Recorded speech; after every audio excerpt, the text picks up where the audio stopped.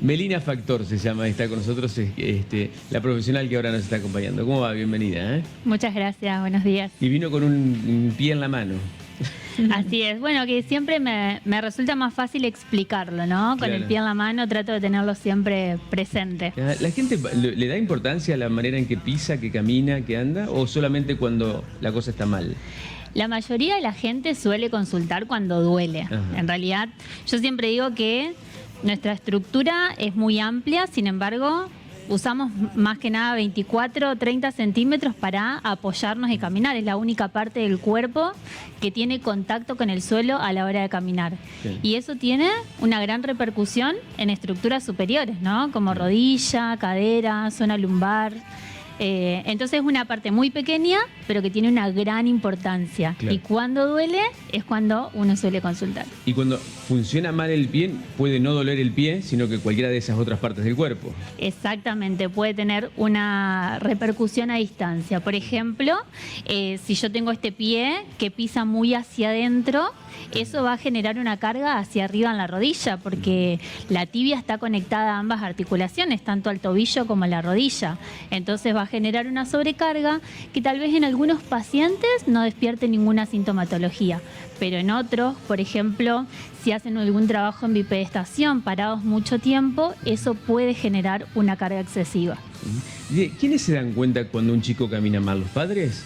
Habitualmente son los padres o los profesores de los deportes. Ah, Profesores de gimnasia, profesores de fútbol que los ven pisar o que algún gesto, alguna técnica del deporte específico no les sale o les sale mejor con una pierna y con la otra no, es ahí donde suelen consultar. claro, porque hay gente que no se da cuenta, que pues llega grande caminando mal, ¿no? O no sabiendo cómo caminar. Hay mucha desinformación al respecto de la pisada, ¿no? Suele pasar, digamos, que uno ve a una persona caminando desde atrás y al parecer pisa muy mal y en realidad no es un problema propio del pie, sino que es un problema propio del calzado que está usando en ese momento, o que está gastado, o que fue heredado de alguien que pisaba muy mal, ¿no? Y quedó marcado. Y ahí es donde radica la importancia en hacer una evaluación biomecánica de la función del pie específicamente de ese paciente. Ok. ¿Sí? ¿Y cómo se hace esa evaluación? ¿Es lo que estamos viendo acá, el trabajo que hacen en el consultorio? Exactamente. Nosotros lo que hacemos es, primero, marcar puntos de referencia anatómica. No es lo mismo si yo filmo a un paciente que si yo lo palpo, lo toco y le marco algunos puntos específicos que a mí me sirven para después valorarlo con mayor objetividad, ¿no? Y después lo que hacemos es hacerlo caminar sobre ese podoscopio que vemos ahí en pantalla. Va y viene varias veces, lo firmamos tanto desde adelante como desde atrás, desde costado y desde abajo, evaluando las presiones plantares. Y en función de eso hacemos un diagnóstico funcional, es decir, qué tipo de pie tiene ese paciente, si es plano, si es cabo, si es neutro, y qué tipo de pisada tiene, ¿sí? Si tiene una pisada pronadora, que pisa para adentro, o que descarga todo sobre el borde externo. Y eso a nosotros nos va a dar mucha información para no solamente corregir un tipo de calzado o darle algunas recomendaciones al paciente, sino poder diseñar una ortesis lo más específica posible. Una ortesis es una plantilla. Una plantilla, Ajá. exactamente. Las plantillas son personalizadas, porque hay plantillas que uno puede comprar en general, como genéricas, ¿no? Exacto, hay plantillas que vienen, que se compran, digamos, en cualquier farmacia, en cualquier lugar. Algunas son de silicona, que son, digamos, tienen un objetivo más amortiguador cuando el paciente tiene algún dolor específico. Y las que nosotros diseñamos son, digamos, en función de la evaluación. Entonces trabajamos sobre cada pie del paciente, es decir, pie derecho y pie izquierdo, haciendo las correcciones que consideramos necesarias para, en algunos casos, prevenir cuando no hay dolor y en otros casos tratar de corregir. ¿La plantilla duele al comienzo cuando uno la comienza a usar? Suele doler al principio, por eso nosotros siempre hacemos una... O molesta más que doler, ¿no? Claro, pero eso está bueno en realidad, porque salir de nuestra zona de confort o de nuestra zona de comodidad hace que todas las estructuras adquieran una nueva posición, ¿no? Claro. Y que eso evite la sobrecarga. Y hay gente que dice que le cambia la vida el usar una plantilla. ¿Puede ser tanto? Sí, real. Yo tengo un montón de pacientes que que me dan esa referencia, ¿no? Que me cambió la vida, que me sacó el dolor lumbar que tenía de hace años. Que bueno, obviamente en medicina nada es cuadrado ni matemático, sino Bien. que cada paciente es único y repetible.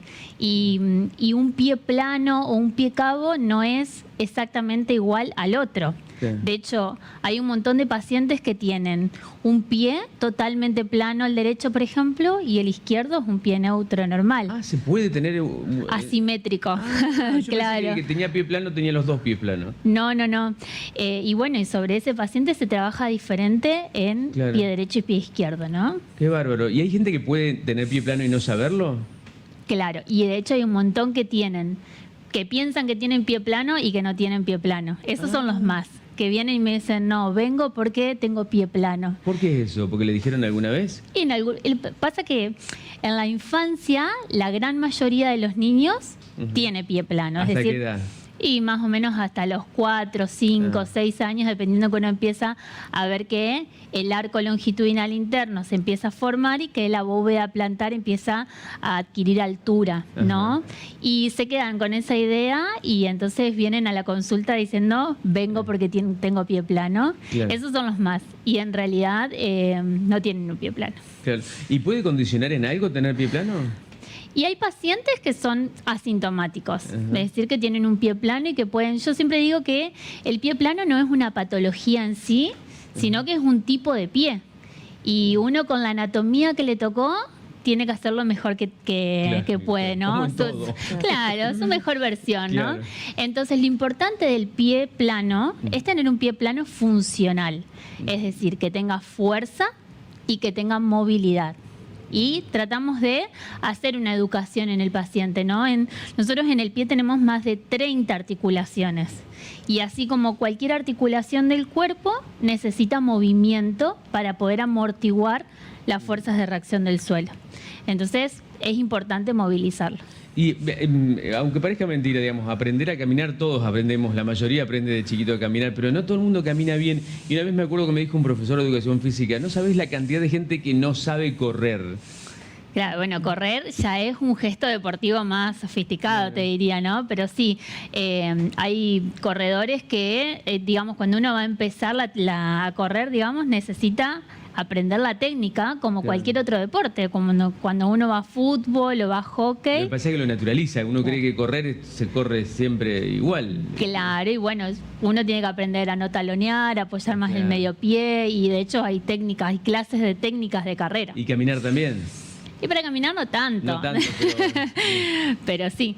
pero los chuecos, por ejemplo.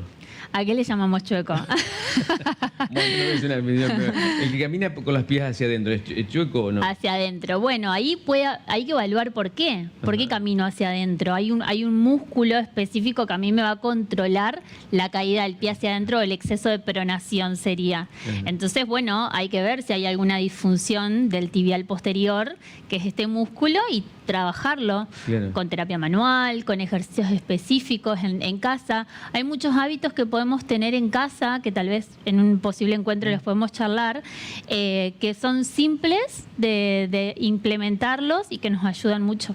Claro. Dicen que siempre se dijo que los chuecos eran buenos jugando al fútbol, que los grandes jugadores de fútbol eran chuecos. No sé si tendrá algo que ver con eso. Ajá, ahí desconozco. Tendremos que hacer un estudio igual.